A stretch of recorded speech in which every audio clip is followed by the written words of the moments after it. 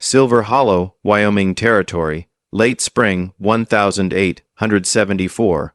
A small wooden church on the edge of town. The pews creaked beneath the weight of stiff backs and stiffer hearts. Outside, the wind stirred up a fine coat of dust that settled on the chapel windows, softening the late afternoon light. Inside, silence had a sharp edge, broken only by the hesitant clunk of a wooden foot on aged floorboards. Eliza May stood at the threshold of the aisle, her hands clenched tight around a wildflower bouquet. Her dress was simple white muslin, hand-stitched with care and uneven seams. It clung modestly to her thin frame, the hem lifting slightly over her right leg, revealing the leather boot on one foot and the polished curve of a wooden prosthetic on the other. The hush in the room was heavy, but not kind, eyes cut like knives. "She is limping." A woman whispered behind her fan. "I heard she cannot even walk a mile without falling," murmured another. "Poor Samuel, the boy's gone soft in the head." A rancher scoffed from the front row, marrying the help and a no less. A low ripple of laughter echoed in response, quickly masked behind hands and handkerchiefs. Eliza's face burned, but she kept moving. Step, drag, step, drag. Each thud of her wooden foot sounded louder than the church bell on Sunday. Her mother sat alone in the back pew, her eyes glistening with unshed tears, her hands folded in her lap like a prayer left unanswered. No bridesmaids, no music, just dust mows and judgment. Eliza's breath caught as her leg wobbled near the halfway point. She steadied herself, gripping the pew beside her. Her vision blurred for a moment, not from pain. She was used to pain, but from the weight of 100 watching eyes. Then boots tapped the floor. From the second row on the groom's side, Samuel Delaney stood. He wore a crisp white shirt beneath a brown leather vest, a black silk neckerchief tied just right. His dark coat bore the faint scent of saddle oil in the trail, and his black hat cast a shadow over eyes that never wavered.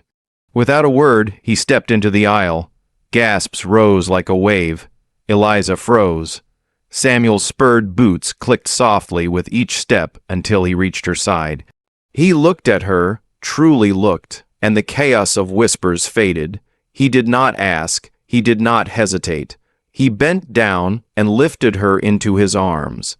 "Aliza," he said softly, only for her, "you've walked enough." Then he turned toward the crowd, his voice calm but caring. "She does not walk because she must. She walks because she refuses to let the world decide her worth." A pause, then louder, steady as stone.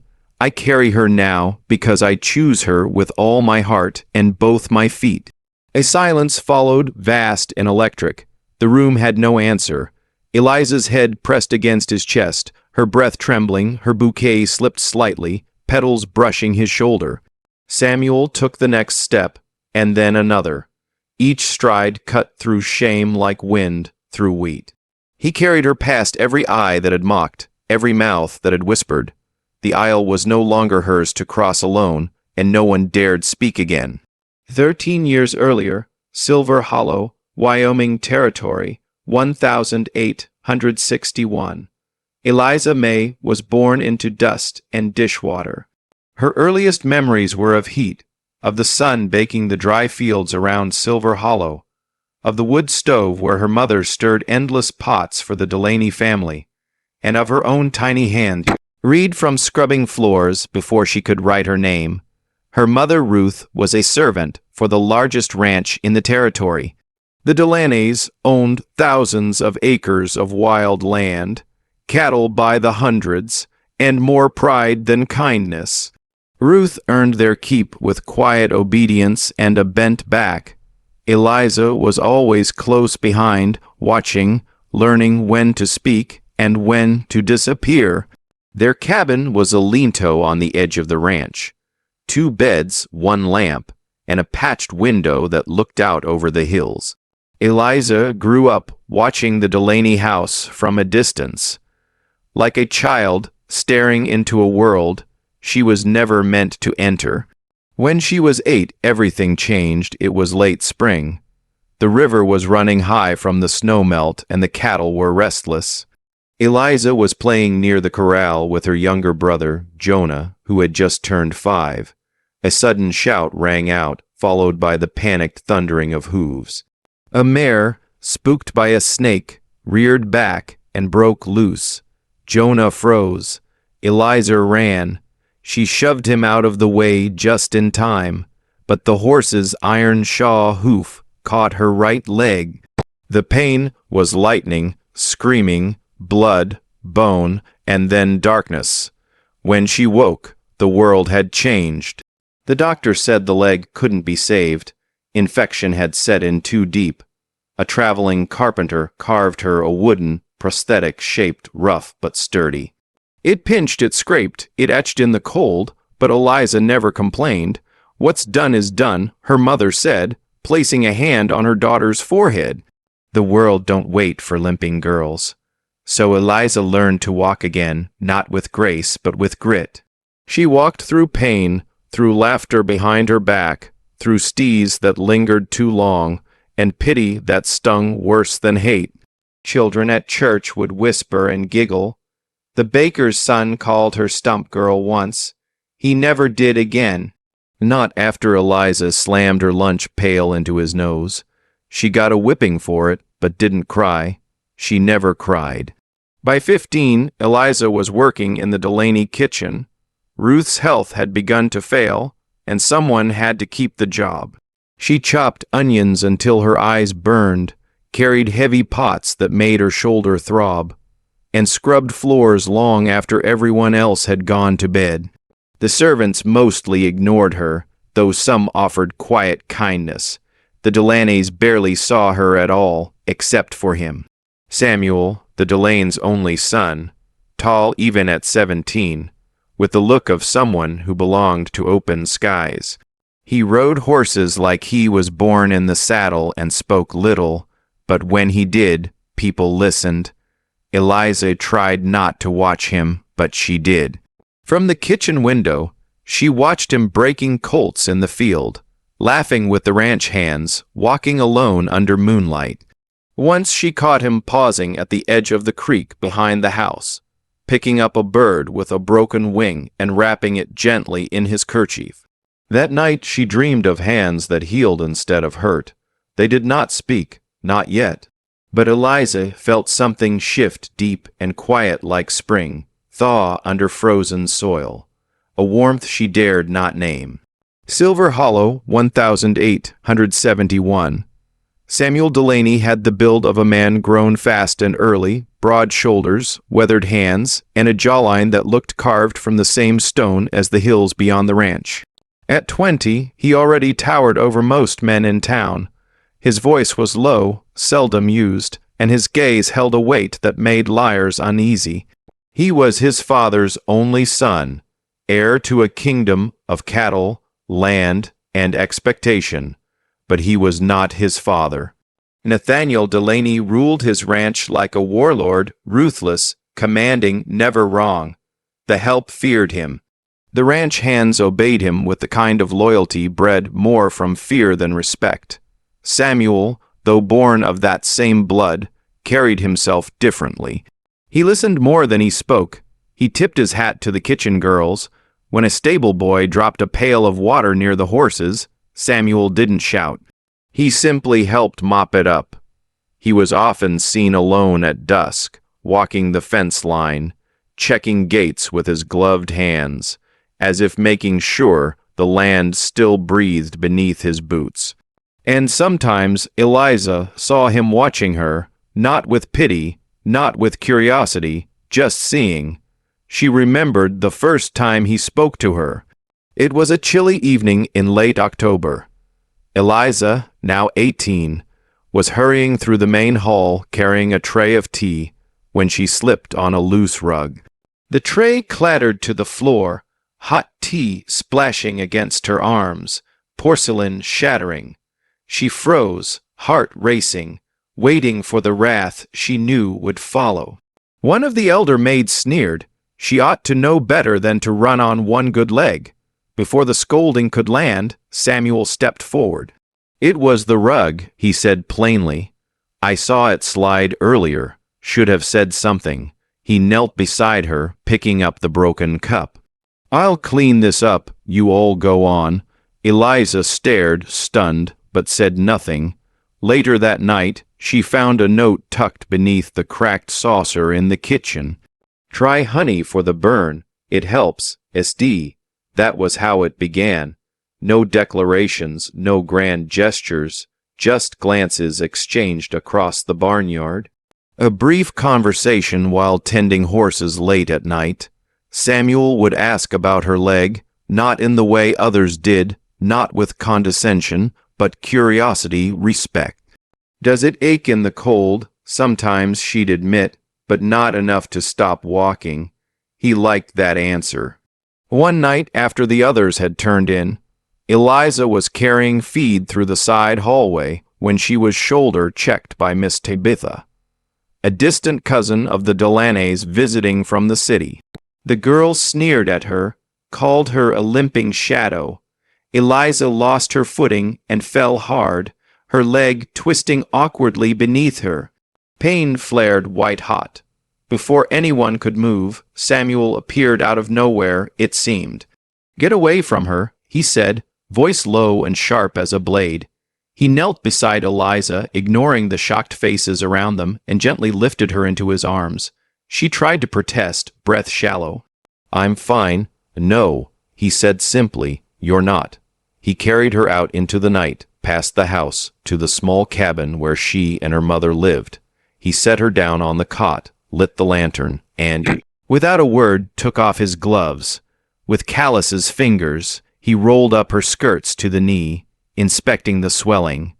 He tore a strip from his own undershirt and began to wrap her leg, slow and careful. The silence was full, not empty. When he finished, he looked at her and said, "Next time she lays a hand on you, you tell me." Eliza blinked. Why would you care? Samuel didn't smile. He just held her gaze a little longer than he should have, because someone ought to. Silver Hollow, 1871, 1873. The space between silence and longing. There was a tree behind the old chapel, an aspen with a crooked trunk and a hollow at its base. Most folks in Silver Hollow had long since stopped attending the church, claiming the roof leaked and the preacher drank. But for Eliza and Samuel, the chapel became something else entirely, their sanctuary.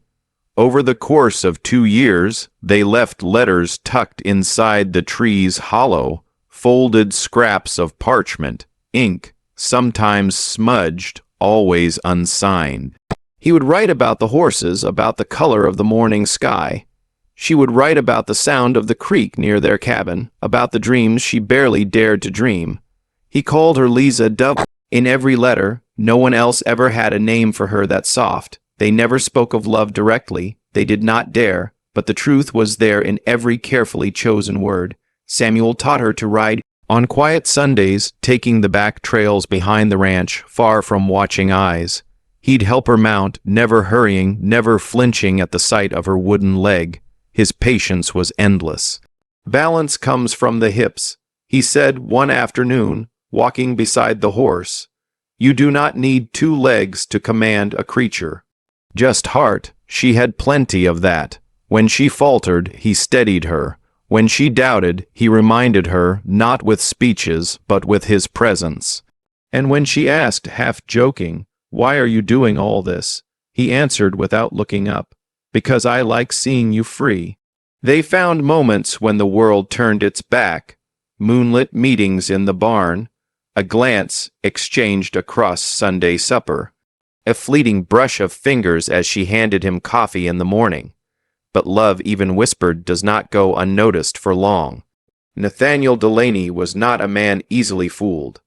He noticed the changes in his son, the quiet smiles, the early rides, the late returns.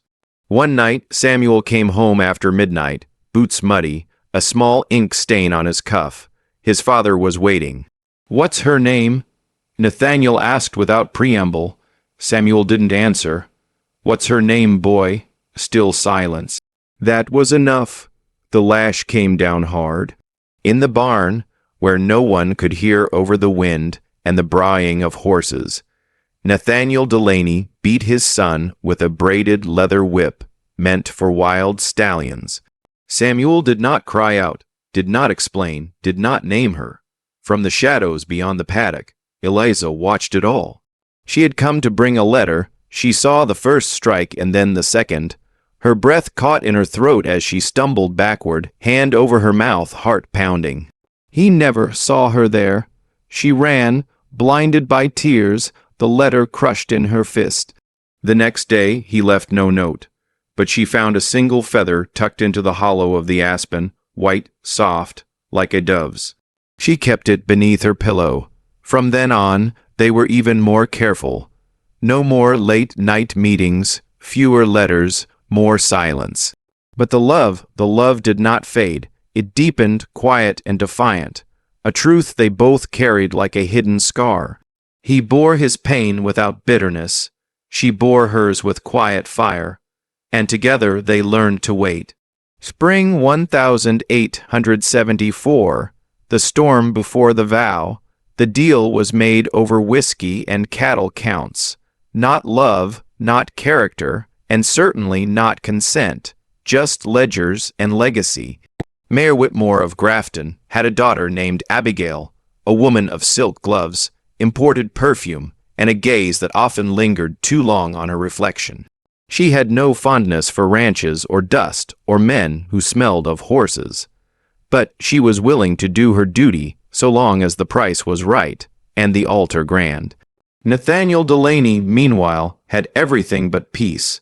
Land stretching beyond the horizon, cattle by the hundreds, a family name that opened doors, and a son who refused to walk through them. To Nathaniel, this marriage was business. It would tie Delaney cattle to Grafton rail.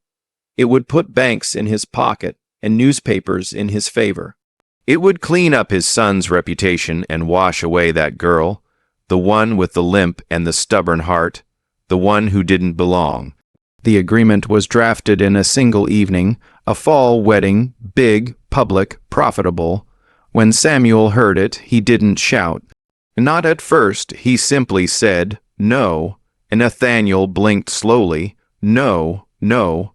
Samuel repeated louder this time. The third time it came with fists, slamming the dinner table, silverware rattling against glass. "I'm not marrying for land." And Nathaniel didn't blink again. He didn't shout back. His voice was soft, calm, almost surgical. "You marry her," he said, "or I clean house." He meant it. "I'll cut every man who's ever called you friend. I'll burn the cabins that aren't in my name. And that girl," he paused, leaning forward, "she'll be gone by sunrise. I've already written a man in Missouri. They take broken ones there. Laundry work. Maybe even teach her to keep her eyes down." Samuel's breath caught in his throat. His fists clenched tighter. "She's not livestock," he growled. "No," Nathaniel said. "She's worse. She's in the way." The silence that followed wasn't peace. It was war-gathering breath. Samuel stood without a word and left. He walked straight into the storm, fists buried in his coat. Wind tearing at him like his father's words. Lightning danced across the plains. Rain lashed the dirt like judgment. He did not come back until nightfall. In her cabin, Eliza sat sewing by candlelight. Her mother slept nearby, breath soft and slow. Eliza's hands trembled more than the flame. She hadn't eaten. She'd heard whispers enough to know something was happening, enough to feel the cold in her bones wasn't just from the season. Then a knock, soft, deliberate. She opened the door and there he stood, soaked through, shivering, jaw bruised and stiff. In one hand, a coiled rope, in the other, a ring made of twine. "I don't have diamonds," he said, voice torn from wind and fury. "But I have this and my name, and a horse saddled and ready." Eliza stared. He stepped closer. "I would never ask you to run if I thought you deserved less." But I won't let them trade my life for land, and I sure as hell won't let them treat you like cattle." His voice broke then, not from weakness, but from weight. "If you say yes, Liza Dove, I will choose you over money, over family, over everything." In Tellin, for a moment, thunder filled the silence between them. Then she stepped aside, he entered. She took the twine in her hands and slid it onto her finger. It fit barely, but the promise inside it, that fit just fine. Back inside the wooden chapel where they held their wedding, after the whispers, the stares, and the weight of every cruel word, Samuel had lifted Eliza into his arms and declared her his wife before the whole town. Now, gently he set her down on the front pew, the one reserved for brides, right beneath the pulpit, where the preacher stood, clutching his worn Bible with trembling hands. Eliza's wooden leg rested awkwardly beneath her white muslin dress, her bouquet still clutched in both hands. Her chest rose and fell with quiet force, her eyes fixed only on the man who stood beside her. Samuel remained on his feet, unwavering. The preacher cleared his throat. "Shall we begin the ceremony?" Samuel gave a firm nod. A hushed murmur moved through the pews. One man whispered, "This is madness," but no one dared speak louder than that. As the preacher lifted his Bible, just as he opened his mouth to begin, the ground itself seemed to respond. The sound of galloping hooves echoed from the distance, sharp, rhythmic, thunderous. Then came boots on wood. 6 men in dust-stained vests and holstered guns pushed open the chapel doors. Behind them came Nathaniel Delaney, tall and stone-faced, framed by the dying light of afternoon. The crowd tensed. Samuel didn't flinch. Eliza's hand found his again, and he squeezed it tight. Nathaniel's eyes scanned the room. He didn't speak, didn't need to. His gaze settled on Eliza, dressed in white at the altar, and the contempt in his silence was deafening. The preacher stammered, Should I continue?" Samuel looked straight ahead. Read it. The preacher swallowed hard and lifted his voice. "By the power vested in me by the territory of Wyoming, and in the presence of God, I now pronounce you husband and wife." The air shifted. Samuel turned toward Eliza. "Your mind now lies a dove." He bent low, pressed a kiss to her forehead, then lifted her into his arms once more. Together, they walked down the aisle, not with defiance this time, but with reverence. The chapel doors swung wide and sunlight poured in golden across the wooden floor. The crowd parted in silence as Samuel stepped outside, Eliza's veil catching the wind. But before they could cross the threshold, 6 armed men blocked their path at the church steps. Samuel stopped, his jaw tensed. He gently set Eliza down on the top stone. Her hands clutched his sleeve. "Stay here," he said softly. "I just need a minute." Then he turned to face them. The first man lunged. Samuel caught him with a swift elbow to the ribs. Another swung wide.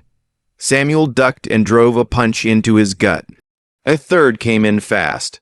Samuel spun and sent him sprawling with a boot to the chest. 3 down, but there were more.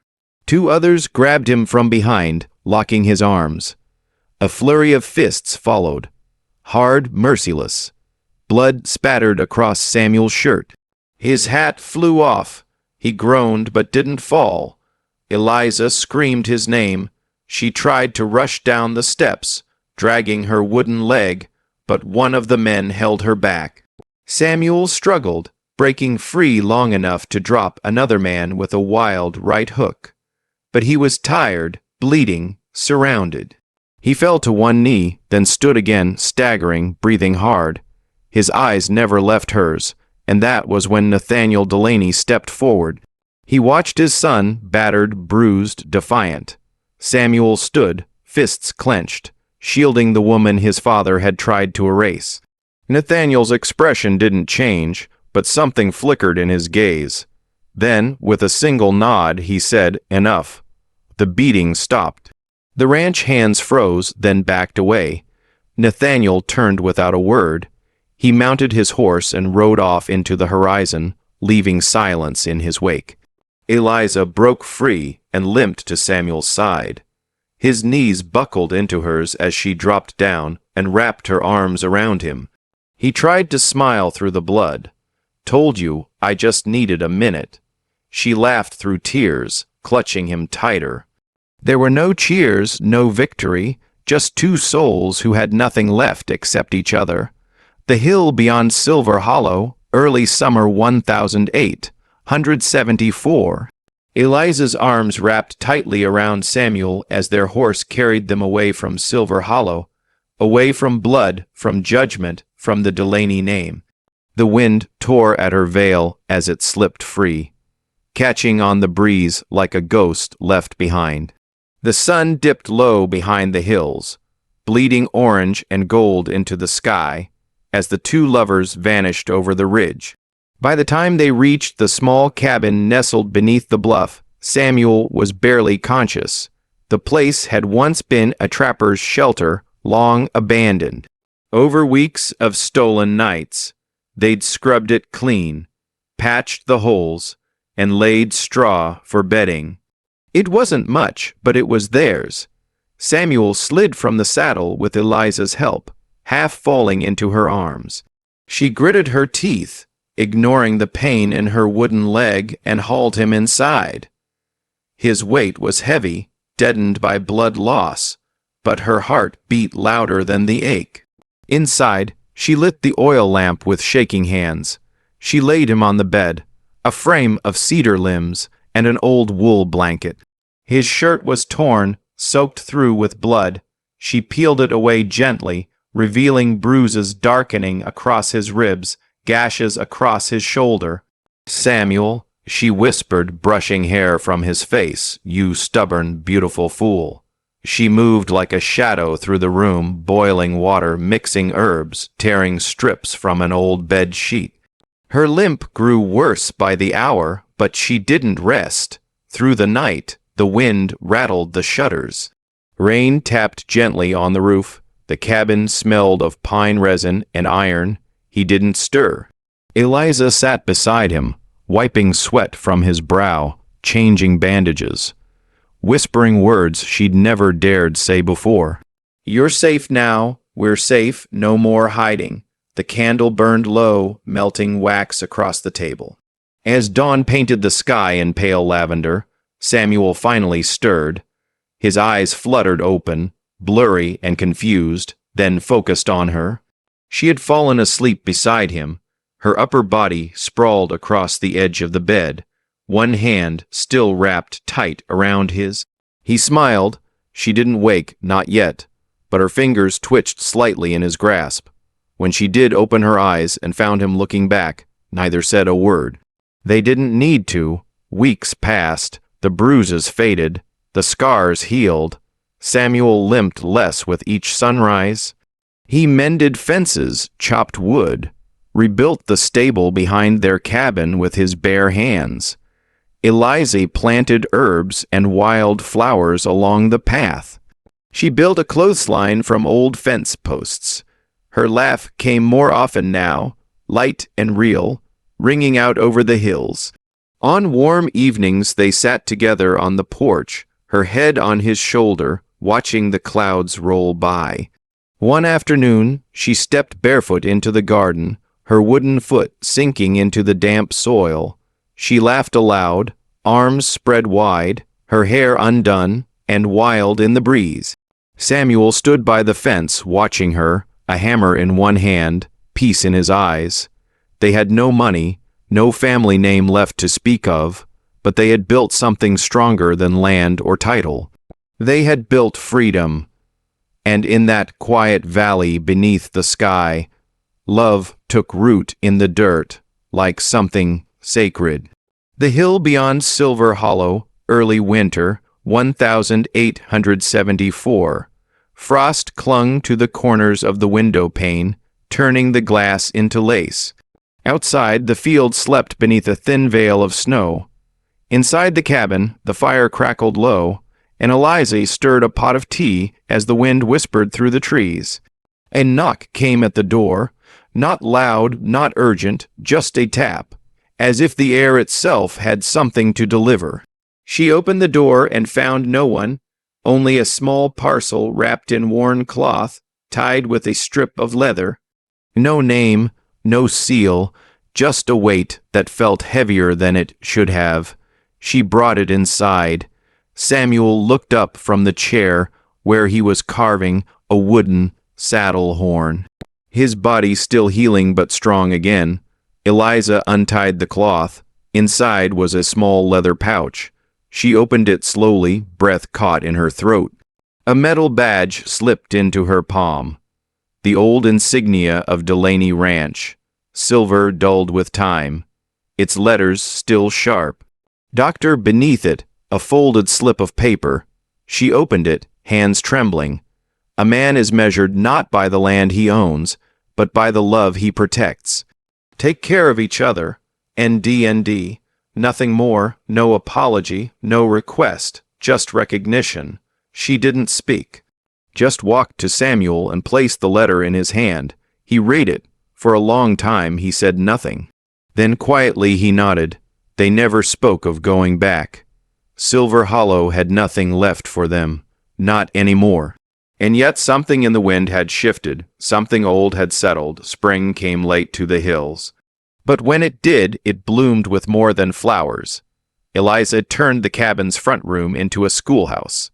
By mid-season, 12 children sat cross-legged on hand-woven rugs, learning to read, to count, to write their names without shame. Some were the children of farmers. Others were born from silence or from nowhere at all. All were welcome. Samuel built a new barn and started hiring hands. Not the strong or the feared, but the forgotten. Widows, drifters, a young Comanche boy who'd been run off by ranchers. They worked the land with bare hands and full hearts.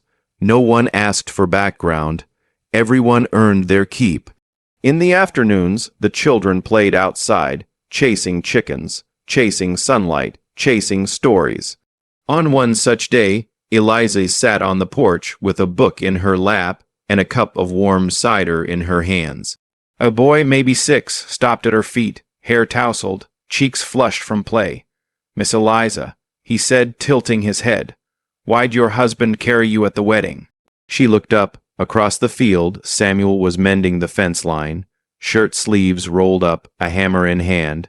His back was turned, but she could feel him steady as ever. She smiled, soft, sure. "Because he saw a heart worth carrying," she said, setting the book aside. Then she looked down at the boy, her voice gentle as the breeze, and that kind of love never limps. The boy grinned and ran off, his laughter trailing behind him like sunlight. Eliza watched for a moment longer, then rose, stepping into the fading day. Her wooden leg pressed into the soft ground with every step. A sound she no longer hid. Samuel turned, their eyes met. He smiled, just a flicker, quiet and full, like the wind, like time, like a man who had fought the world for love and won. The hill bathed in golden light as the sun began to set, stretching their shadows long across the land they now called home. Not rich, not famous, but free, and finally whole. And that's how a battered cowboy and a girl with a wooden leg built something stronger than any name, any ranch, or any legacy. They built a life stitched from scars, rooted in truth, and carried by love. Not every story from the Wild West ends in gunfire or gold. Some end in a quiet cabin, a letter from a changed man, and a kind of love that never limps. If this story stirred something in you, if it made you feel, remember, or believe, go ahead and smash that like button, drop us a comment, and most of all, subscribe to Wild West Love Stories. We've got more heart-trenching, soul-stirring tales of forbidden love, fierce loyalty, and second chances in the untamed American frontier. Tell us what part broke you or healed you, and don't forget to ring the bell. You won't want to miss the next ride. Until then, where bullets missed, but hearts didn't.